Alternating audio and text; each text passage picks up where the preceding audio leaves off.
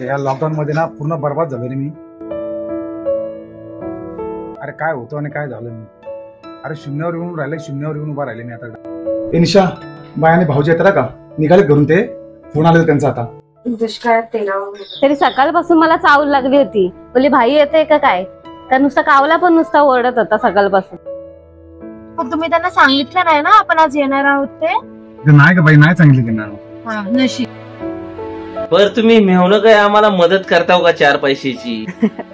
खरंच भाऊजी पैसाच नाही पुरत. ओ आता वेळ आहे तर गंठन पण बघून यायचा. हा माझ्याकडे पैशाचा झाड आहे, तो आलो तुम्ही असा. तुझा सुख सोहळा बघून तिला किती समाधान वाटलं असतं बघ. बस कर मग आता.